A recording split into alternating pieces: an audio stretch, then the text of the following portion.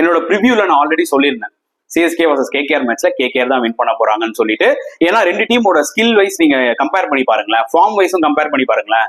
CSK match கூட ஆக மாட்டாங்க கேகேஆருக்கு. ஏன்னா இப்ப இருக்கிற சிஎஸ்கே ஸ்குவாட் வந்து இருக்கிறதுலயே வீக்கஸ்ட் T20 ஸ்குவாட் எவர்னே நீங்க கண்டிப்பா சொல்லலாம். ஓகே, சோ அதனாலதான் நான் வந்து பாத்தீங்கன்னா கேகேஆர் வின் பண்ணுவாங்கன்னு ஸ்ட்ராங்கா சொல்லியிருந்தேன். அதுக்கு நிறைய என்னோட ஃப்ரெண்ட்ஸ் வந்து அக்னாலேஜ் பண்ணியிருந்தாங்க. இன்னொரு விஷயம் நான் சொல்லியிருந்தேன், அதாவது என்னதான் MS தோனி வந்து கேப்டனா வந்தா கூட இந்த ஒரு பர்டிகுலர் ஸ்குவாட் அவரோட கேப்டன்ஷிப்கே ஒரு டஃப் கொடுக்கும்ன்ற ஒரு விஷயத்த சொன்னேன். அதுவும் நடந்துச்சு. இதெல்லாம் நான் பெருமை தட்டிக்கிறதுக்காக சொல்லலைங்க, நான் ரியாலிட்டி சொல்றேன். இந்த ஒரு பர்டிகுலர் சிஎஸ்கே டீம் வந்து பாத்தீங்கன்னா அவுடேட்டட். ஓகே, ஸ்கில் லெவல்லையும் அவங்க வந்து பாத்தீங்கன்னா T20 ஸ்கில்ஸ் கிடையாது. ஓகே, மூணாவது இம்பார்ட்டன்டான ஒரு விஷயம் ஃபிட்னஸ் கொடுமையா இருக்கு. இந்த மூணு விஷயமும் ஒரு T20 டீமுக்கு தேவை. ஆனா இந்த ஒரு பர்டிகுலர் சிஎஸ்கே ஸ்குவாட் கிட்ட அது கிடையாது, மூணுமே கிடையாது.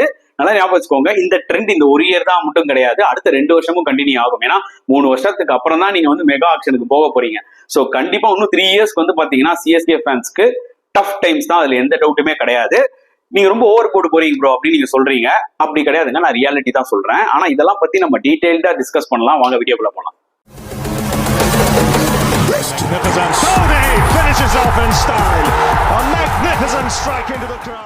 வணக்கம் நண்பர்களே, welcome to my channel CCF, உங்கள் cricket with mister cocktail furious. இப்போ நம்ம டிஸ்கஸ் பண்ண போற டாபிக் IPL 2025 ஓட மேட்ச் 25 ஓட ரிவ்யூ தான், between Chennai super Kings versus Kolkata night Riders at Chepauk. ஒரு ஹியூமிலியேஷன் சொல்லலாமா, இல்ல ஒரு தருமடின்னு சொல்லலாமா, அதுதான் எக்ஸாக்ட்லி கேகேஆர் வந்து சிஎஸ்கேக்கு கொடுத்துட்டு போனாங்க. 8 விக்கெட்ஸ் வித்தியாசத்துல சம்பவம் செஞ்சிட்டாங்கன்னு தான் சொல்ல முடியும். அதாவது சிஎஸ்கே ஏற்கனவே கொடுமையா விளையாடிட்டு இருக்காங்க இந்த சீசன்ல, அதுல எந்த டவுட்டுமே கிடையாது. ஆனா இந்த ஒரு பர்டிகுலர் மேட்ச்ல எவ்வளோக்கு எவ்வளோ கேவலமா விளையாட முடியுமோ அதை நாங்க வந்து ஆடி காமிக்கிறோன்றதான் ப்ரூவ் பண்ணாங்க. அது ஒரு T20 கேம் மாதிரி எனக்கு பார்க்கும்போது தெரியல. ஈவன் டெஸ்ட் மேட்சஸ் கூட இன்ட்ரெஸ்டிங்கா இருக்கும். ஆனா இப்படி ஒரு பேட்டிங், இப்படி ஒரு பெர்ஃபார்மன்ஸ் வந்து பாத்தீங்கன்னா நான் எங்கேயுமே பார்த்தது இல்லை இன் T20 ஃபார்மட். நான் சில டீம்ஸ் எல்லாம் கொடுமையா விளையாடி பார்த்துருக்காங்க. சில டீம்ஸ் எல்லாம் 49 ஆல் அவுட் ஆயிருக்காங்க, சில டீம்லாம் 69 ஆல் அவுட் ஆயிருக்காங்க, அதெல்லாம் வேற விஷயங்க. ஓகே, ஆனா 20 ஓவர் நீ ஆடி, நீ 20 ஓவர்ல 120 பால் நீ இன்டென்ட்டே காமிக்கலன்னா அன்பலீவபிள் தான் சொல்ல முடியும். எஸ், கேகேஆருக்கும் நம்ம கிரெடிட் கொடுக்கணும். கேகேஆரோட பெர்ஃபார்மன்ஸை பத்தி நம்ம லாஸ்டா வருவோம். பட் அதுக்கு முன்னாடி டெஃபினட்டா சென்னை சூப்பர் கிங்ஸோட இந்த மேட்சோட பெர்ஃபார்மன்ஸை பத்தியும் சரி, இதுக்கப்புறம் எப்படி அவங்களுக்கு ஃபியூச்சர் இருக்க போதும் சரி, நான் இந்த வீடியோல டீடைல்டா டிஸ்கஸ் பண்ண போறேன். ஸோ இந்த ஒரு அவுடேட்டட் டீம் கண்டிப்பா ஸ்ட்ரகிள் ஆகும் ரிமைனிங் மேட்சஸ்லாம். ஏன்னா முட்டு கொடுக்குற ஃபேன்ஸ் முட்டு கொடுப்பாங்க. 8 மேட்ச்ல 7 மேட்ச் வின் பண்ணா டாப் 4 குள்ள போயிடலாம். கொஞ்சமாவது மனசாட்சியோட ஆக்சுவலா நடந்துக்கணும்ன்றதுதான் என்னோட ஒரு பாயிண்ட் ஆஃப் வியூ. புரியுதா உங்களுக்கு? ஏன்னா இந்த டீம்ல T20 ஸ்கில்ஸ் கிடையாது. நல்லா பாத்துக்கோங்க. ஓப்பனா சொல்லட்டா, ஒரு TNPL டீம்ல இருந்து ஒரு டீம் எடுத்துட்டு வந்தீங்கன்னா இந்த டீம் அடிக்கலாம். ஓப்பனா சொல்றேன், எந்த ஒரு T20 பிரான்சைசி லீக்ல இருந்து ஒரு டீம் எடுத்துருவாங்களேன், இந்த டீம் நீங்க அடிக்கலாம். ஏன்னா இந்த டீம்ல சரக்கே இல்ல. நான் ஒரு பிளேயரை பத்தி நான் கிளியரா புட்டு இந்த வீடியோல வைக்கிறேன். இது என்னோட அனாலிசிஸ், ஓகேங்களா? நீங்க வந்து சிஎஸ்கே ஃபேன்ஸ்க்கு வந்து ஓரளவுக்கு இந்த வீடியோ பார்க்கும்போது காண்டாவும். நானும் ஒரு சிஎஸ்கே ஃபேன்ன்றத ஒரு விஷயம் நல்லா புரிஞ்சுக்கோங்க. ஸோ நான் வந்து பாத்தீங்கன்னா நியூட்ரலா தான் பேசுவேன். நான் ஃபேக்டா தான் ஆக்சுவலா இங்க ஸ்பிட் பண்ண போறேன். புரியுதா உங்களுக்கு? ஃபர்ஸ்ட் ஓகே, டாஸ் தோத்தாச்சு. MS தோனி என்ன சொன்னாரு, டாஸ் வின் பண்ணி தான் பேட்டிங் தான் எடுத்திருப்போம்னு சொன்னாரு, விச் இஸ் குட். ஏன்னா சிஎஸ்கே சேசிங்ல கஷ்டப்படுறாங்க, 170க்கு மேலாம் சேஸ் பண்ண அவங்களுக்கு முடியல, ஆப்வியஸ்லி ஸ்ட்ரகிள் ஆறாங்க. பேட்டிங் ஃபர்ஸ்ட் தான் பெஸ்ட் ஆப்ஷன், நம்மளே சொன்னோம். ஓகே, ரஹானேவே டாஸ் வின் பண்ணி போலிங் எடுத்துட்டாரு, ஆல் ஃபார் குட். ஓகேங்களா? சோ முக்கியமான சேஞ்சஸ் எல்லாம் பண்ணாங்க. அன்சுல் கம்போஜ் எடுத்துட்டு வந்தாங்க.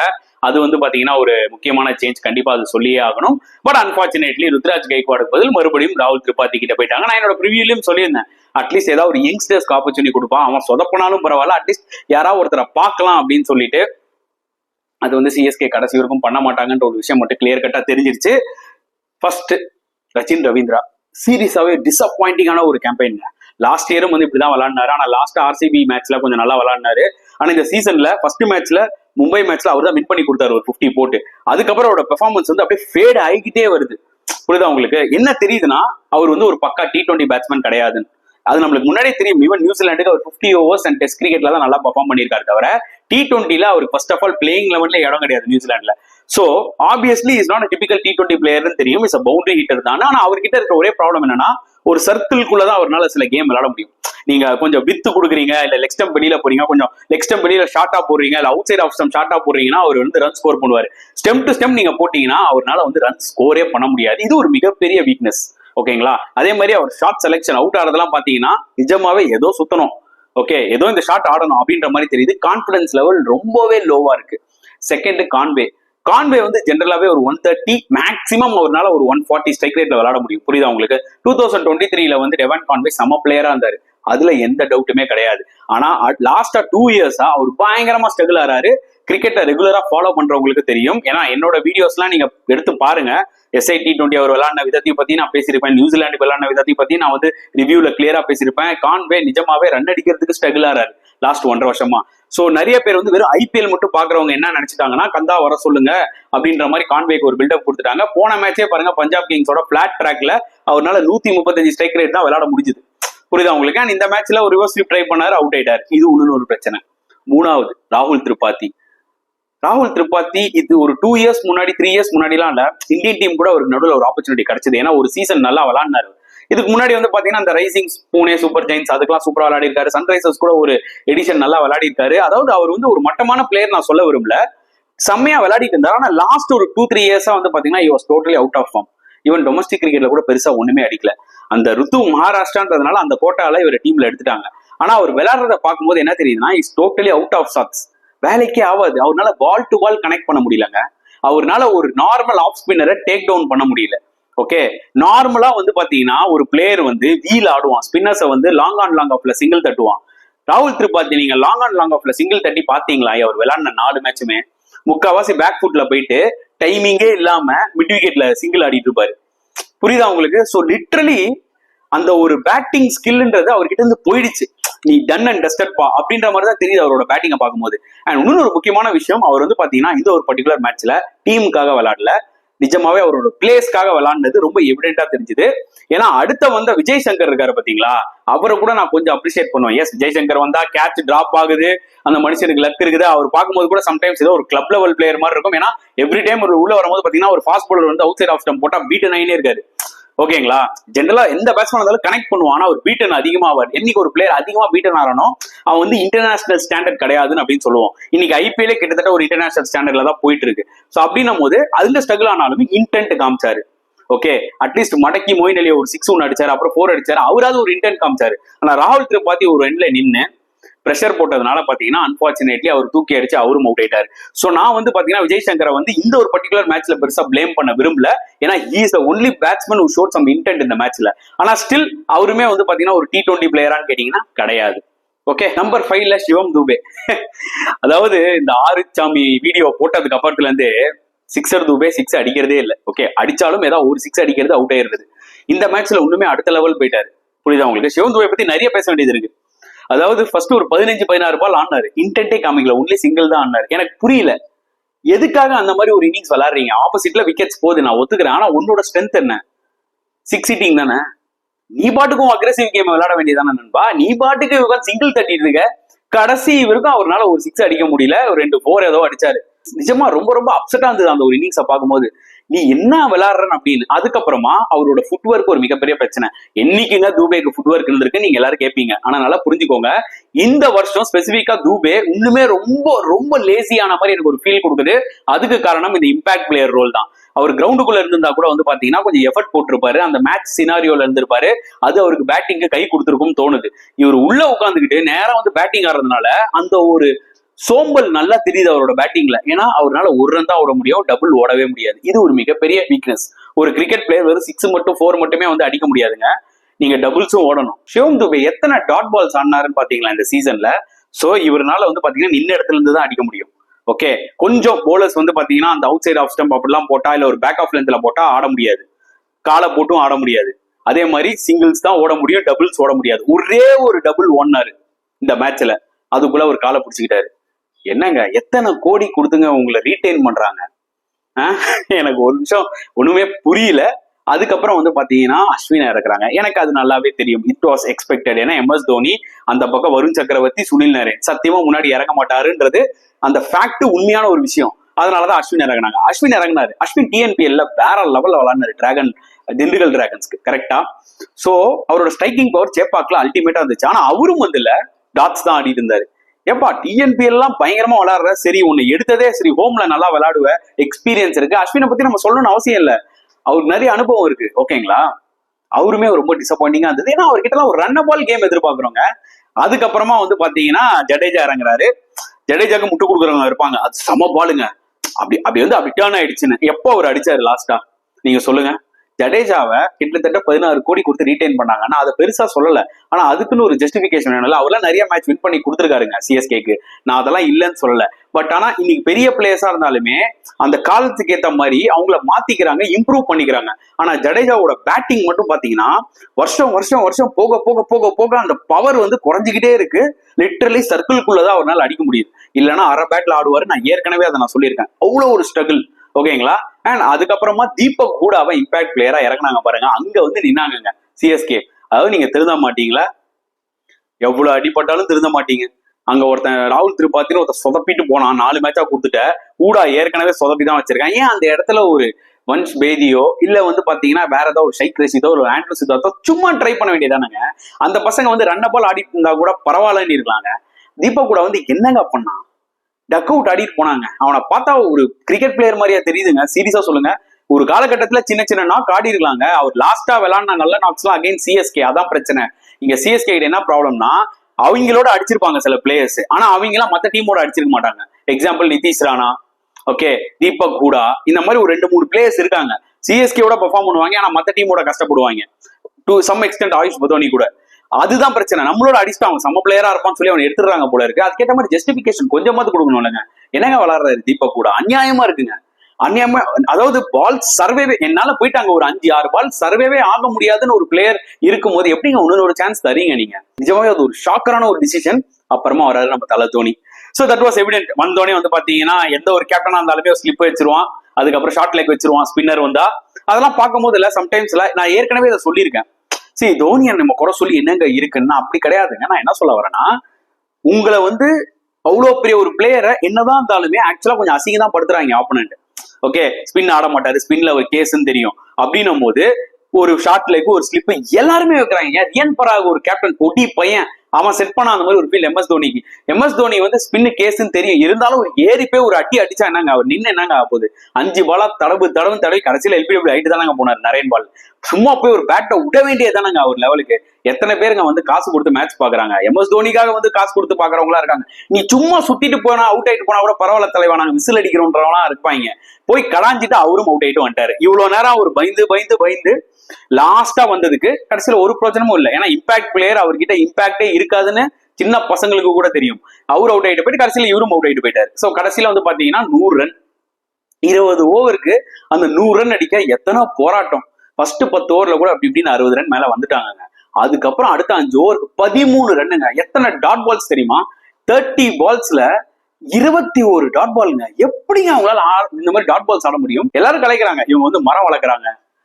ஒரு ஸ்டேஜுக்கு மேல பாத்தீங்கன்னா சேப்பாக்குல வந்து பாத்தீங்கன்னா நிறைய மரங்க தான் இருக்கும், கிரவுண்ட் காணாம போயிடும். அப்படின்ற மாதிரி தான் இப்ப மீம் மெட்டீரியல் போயிட்டு இருக்கு. உண்மை அதுதான்.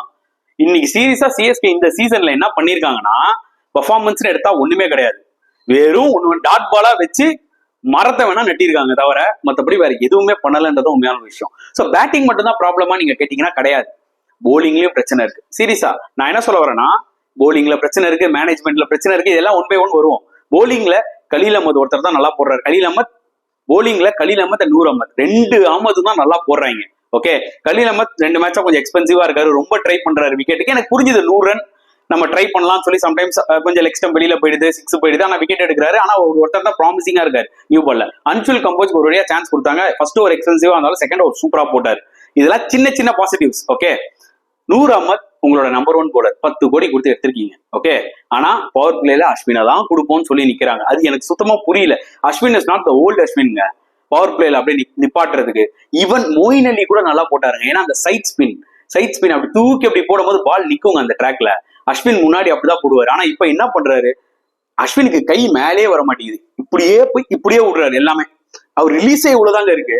இப்படி இருக்கும்போது ஈஸியா உங்களை கன்வெர்ட் பண்ணி சின்ன பையன் பிரியான் சாரியா பொழந்தானே அஸ்வினை, அந்த மாதிரி யார் வேணாலுமே பொழப்பாங்க. வெறும் கேரம் பால் ஸ்ட்ரைட்டர் 1 தான் போடுறாரு தவிர கன்வென்ஷனல் ஆஃப் ஸ்பின்னே போட மாட்டேங்கிறாரு. கன்வென்ஷனல் ஆஃப் ஸ்பின் போடும்போது 2 6 அடிப்பாங்க கைஸ். திருப்பி விக்கெட் விடும் இந்த மாதிரி சேப்பாக் விக்கெட்ல. அது அஸ்வினுக்கே தெரியும். ஆனா அஸ்வின் ஆஃப் ஸ்பின் போடுறதே கிடையாது. இது ஒரு மிகப்பெரிய வீக்னஸ். ஸோ ஆப்வியஸ்லி என்ன ஆகுது? அவர் ஒரு பர்டனா தான் டீம்ல வந்து நிக்கிறாரு. கரெக்டா? அடுத்த ஒரு விஷயம், எதுக்கு 150 யூஸே பண்ண மாட்டேங்கிறாங்க? எம்எஸ் தோனி கேப்டன்ஷிப்பை பத்தி நம்மளுக்கு நல்லா தெரியும். ஆனா அவரோட கேப்டன்சியா ரொம்ப டிசப்பாயிண்டிங்கா இருந்ததுதான் உண்மையா சொல்லணும். 100 ரன்ல என்ன ப்ரோ கிழிச்சிட முடியும்னு சொல்றீங்க. ஆனா நான் என்ன சொல்றேன்னா அடிச்சது 100 ரன் தான். 100க்கு நீங்க முன்னாடியே போலிங் கொடுத்தா என்ன? 75-80 ரன் அடிச்சதுக்கு அப்புறமா நூர் அஹ்மத் வராரு, ஃபர்ஸ்ட் ஒரு விக்கெட் எடுக்கிறாருங்க. எனக்கு நிச்சயமா ஆச்சரியமா இருக்கு. 3 ஓவர் அஸ்வினுக்கு கொடுத்தாரு ஆக்சுவலா MS தோனி. ஏன்னா லெஃப்ட் ஹேண்டர்ஸ் இருக்காங்க, அவங்க தான் பொழக்கிறாங்களே, ஒரு டிஃப்ரெண்டா 150 ட்ரை பண்ண வேண்டியதானே. 3வது ஓவரே கொடுங்களேன், 4 ஓவர் ஸ்ட்ரைட்டா கொடுங்களேன், அட்லீஸ்ட் ஒரு 2-3 விக்கெட்ஸ் ஆகுது எடுப்பார்ல. யாருக்குங்க நீங்க கான்பிடன்ஸ் கொடுக்கணும்? அஸ்வினுக்கா 150க்கு கான்பிடன்ஸ் கூடிய அவனோட மேட்ச் வின்னர், அவன் பர்பிள் கேப் வச்சிருக்கான். நிஜமாவே ரொம்ப ஸ்டன்னிங்கா இருந்தது. என்ன தோனி இந்த லெவல்ல தான் பண்றாரா அப்படின்ற மாதிரி. பத்திரிகானா உள்ள வர முடியாது, ஏன்னா இம்பாக்ட் பிளேயரா வந்து பாத்தீங்கன்னா தீபக் கூட உள்ள கொண்டு வந்துட்டாங்க. So it was really disappointing பெர்ஃபார்மன்ஸ்ங்க. இந்த மாதிரி நிறைய நம்ம வந்து பாத்தீங்கன்னா சொல்லிக்கிட்டே இருக்கலாம். ஜடேஜா எடுத்துக்கோங்க, எப்படி சிவம் தூபே 2 ரன் ஓட முடியாம ஒரு வாட்டி தான் 2 ஓடினாரு, உடனே காலை பிடிச்சிக்கிட்டாரோ, எனக்கு செம சூட்டப் ஆச்சு. அப்புறம் ஜடேஜா ஏற்கனவே மக்கள் சிஎஸ்கே ஃபேன்ஸ் டிவில பாக்குறவங்க எல்லாம் வெறுத்து போய் நொந்து நூலா போய் மேட்ச் முடிய போதா, வின் பண்ணிக்கோங்கடா, என்னத்தான் இந்த டீம் வச்சு பண்றதுன்ற மாதிரி ஒரு சோகத்துல இருக்கும் போது, அந்த லாஸ்டா கூட வந்து பாத்தீங்கன்னா சிஎஸ்கே ஃபேன்ஸ் செஞ்சுட்டு தான் ஆக்சுவலா போனாங்க சிஎஸ்கே. அதுக்கு காரணம் ஜடேஜா ஒரு நோபால் போட்டாரு. ஐயோ, சொல்றதுக்கு என்ன சொல்றதுன்னே தெரியலங்க. எப்படிங்க உங்களால இப்படி பண்ண முடியுது? கடைசி வரைக்கும் எப்படிங்க நீங்க சிஎஸ்கே ஃபேன்ஸை சோதிக்கிறீங்க? நிஜமாவே பாவமா இருக்கு அவங்க எல்லாரையும் பார்க்கும்போது. எப்படி இப்படி சோதிக்கிறாங்க? ஆரம்பத்துல இருந்து கடைசி வரைக்கும், அதாவது ஏன்ச்சு கோவத்துல போவாங்க பாத்தீங்களா, அவங்களோட பிபிஐ ஏத்திட்டு தான் ஆக்சுவலா இந்த மேட்சை முடிச்சாங்கன்னு தான் சொல்ல முடியுங்க சிஎஸ்கே. நிஜமா அவங்களும் ஃபேன்ஸையும் பத்தி யோசிக்கணும், நம்ம என்ன பண்றோம் அப்படின்னு. இவங்களோட ஓவரால் பெர்ஃபார்மன்ஸ் அப்படி பார்க்கும் போதுல சிம்பிளி வேஸ்ட் அப்படிதான் தோணுது. பிளேயர்ஸும் பிரச்சனை, மேனேஜ்மெண்ட்டும் பிரச்சனை. ஸ்டீவன் பிளெமிங் அதான் சொல்றேன்ல, ஏதோ ஆயிடுச்சு மண்ட கசாயம் மாதிரி. அவரு ஃபர்ஸ்ட் மேட்ச்ல இருந்து இஷ்டத்துக்கு பேச ஆரம்பிச்சிட்டாரு. அது பழைய ஸ்டீவன் பிளெமிங்கே கிடையாது, கிளியரா தெரியுது. சோ அவங்களும் டோட்டலா அவுடேட்டட் ஆயிட்டாங்க, என்ன பண்றதுன்னு தெரியல. ஏன்னா ஸ்குவாட் அந்த மாதிரி எடுத்து தொலைச்சிட்டோம், அதுக்கு முட்டு கொடுத்துதான் ஆகணும், வேற வழி இல்லைன்னு. நாங்க வந்து எக்ஸ்பீரியன்ஸ் பிளேயர்ஸ்க்கு தான் வந்து சப்போர்ட் பண்ணுவோம், ஏன்னா அவங்களுக்கு தான் அண்டர் பிரஷர்ல ஆட முடியும். யோ, நீ அண்டர் பிரஷர்லயா? நார்மலா கூட ஆட மாட்டேங்கிறானுங்க. யங் பிளேயர்ஸ்க்கு ஆப்பர்ச்சுனிட்டி கொடுக்கலாம். அவனுங்க ஆடி சொதப்பினா கூட சிஎஸ்கே ஃபேன்ஸ் வந்து டென்ஷன் ஆக மாட்டாங்க. அட்லீஸ்ட் அடுத்த வருஷத்துக்கு ஏதாவது ஒரு பிளேயர் கிடைச்சான்னு. இந்த ஸ்குவாடை வச்சுதான் 3 வருஷம் விளையாட போறாங்க. யங் பிளேயர்ஸ்க்கு ஆப்பர்ச்சுனிட்டி கொடுத்தா அட்லீஸ்ட் அடுத்த வருஷத்துக்காவது ஏதாவது தெரியுங்க. சத்தியமா சோதிக்கலாம், ஆனா இந்த அளவுக்கு ஒரு டீம் உங்களை சோதிக்குமான்றது வந்து பாத்தீங்கன்னா சிஎஸ்கே இந்த வருஷம் காமிக்கிறாங்க. இது ரியாலிட்டி, இதுதான் வந்து உண்மை. இது ரியல் ஹார்ட் கோர் சிஎஸ்கே ஃபேன்ஸ்னால இது உணர முடியும். புரியுதா உங்களுக்கு? முட்டு கொடுக்குறவங்க கூட வந்து பாத்தீங்கன்னா ஓரமா நின்று அழுதுதான் இருப்பாங்க, என்னடா பண்ணி வச்சிருக்கீங்க அப்படின்னு சொல்லி. எல்லாருமே மைண்ட் ரிலாக்ஸ்க்கு மேட்ச் பார்ப்பாங்க. சிஎஸ்கே வந்து ஒரு மிகப்பெரிய ஃபேன் ஃபாலோயிங் டீம். அது வந்து ஒரு டெல்லியோ இல்ல ஒரு பஞ்சாபோ இந்த மாதிரி விளையாடி இருந்தாங்கன்னா பெருசா ஃபேன் ஃபாலோயிங் இருக்காது, அது அப்படியே மாயமா போயிடும். சிஎஸ்கே, எம்ஐ, ஓகே, ஆர்சிபி இந்த மாதிரி டீம்ஸ் இந்த மாதிரி விளையாடினாங்கன்னா கண்டிப்பா large portion of the people, அந்த ஃபேன்ஸ் வந்து அப்செட் ஆவாங்க. புரியுதா உங்களுக்கு? எவ்வளவு காசு கொடுத்துங்க வந்து மேட்ச் பாக்குறாங்க. போன வாட்டியே நான் சொன்னேன், எவனும் போய் மேட்ச் பார்க்காதீங்க, ஏன்னா காசு வேஸ்ட். ஓகே, நான் என்கிட்ட துட்டு இருக்குப்பா, எனக்கு வேஸ்ட் ஆனாலும் பரவாயில்ல அப்படின்னு போய் பாக்குறவங்க ஓகே. எங்கிறதோ வந்து பிளாக்ல டிக்கெட் வாங்கி தயவு செஞ்சு இனிமேட்டு அந்த தவறை பண்ணாதீங்க. இந்த எடிஷன்ல, அடுத்த எடிஷன்லாம் எப்படி இருக்க போகுது தெரியல. இன்னும் 2 வருஷத்துக்கு வந்து பாத்தீங்கன்னா, இன்னும் 3 வருஷத்துக்கு வந்து பாத்தீங்கன்னா இந்த பிரச்சனை இருக்கதான் போகுது. ஸோ அன்லஸ் கிரௌட் வந்து பாத்தீங்கன்னா கொஞ்சம் வரதை ஸ்டாப் பண்ணாங்கன்னா தான் இவங்களுக்கும் தெரியும் நம்ம என்ன பிராண்ட் ஆஃப் கிரிக்கெட்ல விளையாடுறோம். ஏன்னா பிளெமிங்லாம் அக்செப்ட் பண்ணிக்க மாட்டேங்கிறாருங்க, முட்டு கொடுக்குறாரு. எப்படிங்க அப்படி பண்ண முடியும்? நீங்க எடுத்த ஸ்குவாட நீங்க முட்டு கொடுக்குறீங்க, உங்க கேம் எப்படிங்க உங்களால முட்டு கொடுக்க முடியும்? என்னங்க விளையாடுறீங்க? ஒரு பிளேயரும் ஒரு டீம்ல வந்து ஃபர்ஸ்ட் பால் 6 அடிக்கிறான், இவங்க வந்து 10 ஓவர்ல ஒரு 6 அடிக்கிறாங்க, ஒரு பவுண்டரி அடிக்க ஸ்ட்ரகிள் ஆறாங்க. Unbelievable guys. இதுக்கு மேல அவங்க இன்னும் 2 மேட்ச் வின் பண்ணாலே பெரிய விஷயம். இதுதான் ஃபேக்ட், இதுதான் உண்மை. தயவு செஞ்சு முட்டு கொடுக்காதீங்க இதுக்கு மேல. இன்னொரு பக்கம் கேகேஆர் அன்பிலீவபிள் பெர்ஃபார்மன்ஸ்ங்க. அவங்க வந்து பாத்தீங்கன்னா புதுசா எதுவும் பெருசாலாம் பண்ணலங்க. Simple process, stump to stump போடு, அவ்வளவுதான், முடிஞ்சு போச்சு இந்த டீமோட. வேற எதுவுமே வேணாம், அதை தான் அவங்க பண்ணாங்க. அது வந்து ஹர்ஷித் ராணா, வைபவ் வராரா, அது வந்து வருண் சக்கரவர்த்தியா இருக்கட்டும், Sunil Narayan man of the match வாங்கினார்ல அவரா இருக்கட்டும், இல்ல மொயின் அலியா இருக்கட்டும், எல்லாருமே ஸ்டெம் டு ஸ்டெம். ஏன்னா இந்த சிஎஸ்கே டீம் கிட்ட வெரைட்டி ஆஃப் ஷாட்ஸ் கிடையாது. அட்லீஸ்ட் ஜெவான் கான்வேயாவது ஏதோ யோசிச்சு ட்ரை பண்ணி அவுட் ஆனார். மத்த எந்த பிளேயரும் அப்படி பேட் இல்லாடி ஒன்னும் பிரச்சனை இல்லை. இந்த வருண் சக்கரவர்த்தியும் சரி, சுனில் நாராயண் போறாங்க, திரிபாத்திக்கு பேட் வரல, ஓகே, அடிக்க முடியல, அடிக்கவும் தெரியல அப்படின்னும் போது ஏதோ ஒரு பேடில் ஆடுவோம், கீப்பர் மண்டைக்கு மேல ஆடுவோம், ஒரு வெரைட்டியுமே இல்லை. சோ இந்த டீம்ல batting coach Mike Hussey, general coach Fleming, bowling coach ஒருத்தர் இருக்கிறாரு. இவங்களோட ரோல்லாம் என்னன்னே எனக்கு தெரியல. புரியுதா உங்களுக்கு? நீங்க T20 ஷாட்ஸும் ஆட மாட்டீங்க, பவுண்டரி ஹிட்டிங் டீம்னு சொல்லுறீங்க, பவுண்டரி கூட வரலையே. அப்போ நம்மளுக்கு தெரியறதா உங்களுக்கு தெரிய மாட்டேங்குதா? எந்த அளவுக்கு வந்து பாத்தீங்கன்னா அவங்களோட பெர்ஃபார்மன்ஸ் பூரா போயின்னு இருக்குன்றத வந்து அவங்க அசஸ் பண்ணலன்னா டெஃபினட்டா ஒண்ணுமே அடி வாங்குவாங்க. 6 மேட்ச் தாங்க முடிஞ்சிருக்கு, இன்னும் 8 மேட்ச் இருக்கு கைஸ். மும்பைக்கு போவாங்க, பெங்களூருக்கு போவாங்க. இந்த 100 ரன் மட்டும் பெரிய ஃபேக்டர் இருக்காது, இன்னும் நிறைய தருமடி காத்துட்டு இருக்கு. அதனாலதான் சிஎஸ்கே ஃபேன்ஸ்க்கு நான் ஒரு விஷயம் சொல்றேன், எக்ஸ்பெக்டேஷன்ஸ் இல்லாம பாருங்க, அதுதான் உங்களுக்கு நல்லது. ஓகேங்களா? இல்லைன்னா it will be a huge disappointment. Stress தான் ஏறும், பிபி தான் ஏறும். இன்னொரு பக்கம் கேகேஆர் பாருங்க, சாலிடா அவனும் கஷ்டப்பட்டு தான் இருக்கான் அந்த டோர்னமெண்ட்ல. ஆனா ரஹானே சிம்பிளா சூப்பரா கேப்டன் பண்ணி சிம்பிளா வச்சாரு எல்லாத்தையுமே. ரொம்பலாம் பெரிய இந்த கம்பசூத்திரம் எல்லாம் கிடையாது இந்த டீமுக்கு. ஸ்டெம் போட்டா காடிவிங்க, புரியுதா உங்களுக்கு? அண்ட் அப்புறம் நல்லா ஞாபகம் வச்சுக்கோங்க, 20 ஓவருக்கு நம்ம 100 ரன் அடிக்கணும். அவங்க பாருங்க 10 ஓவர்ல கேம் முடிச்சுட்டு போயிட்டே இருந்தாங்க. எத்தனை 6 அடிச்சாங்க? இதாங்க டிஃபரன்ஸ். இந்த பிச்சுக்கு முட்டு கொடுத்தாங்க சில பேருங்களாம். பாடுறா 15 ஓவர் இருக்கும் இந்த கேம் போகும், பாடுறா டஃப் விக்கெட்ரா, 4-5 விக்கெட்டா சிஎஸ்கே எடுப்பாங்கடான்னு அப்புறம் முட்டு கொடுக்குறவங்களா இருந்தாங்க. இந்த விக்கெட் அந்த அளவுக்கு டஃப்பான விக்கெட் இல்ல. பேசிக் ஒரு T20 ஸ்கில் இந்த டீமுக்கு கிடையாதுன்றதா உண்மையான ஒரு விஷயம். ஏதோ ஒரு பிளேயர் 2 பிளேயர் 3 பிளேயர் சொதப்புறானா வேற விஷயம். என்டையர் டீமே சொதப்புதுன்னா நீங்களே யோசிச்சு பாத்துக்கோங்க, சரிங்களா? சோ உங்களோட கருத்துக்களை நான் மறக்காம கமெண்ட் செக்ஷன்ல போடுங்க. இந்த வீடியோ பிடிச்சிருந்தா லைக் பண்ணுங்க, ஷேர் பண்ணுங்க, முடிஞ்சா சப்ஸ்கிரைப் பண்ணுங்க. சோ நெக்ஸ்ட் வீடியோல பார்க்கலாம் ஃப்ரெண்ட்ஸ். அன்டில் தென், பாய்.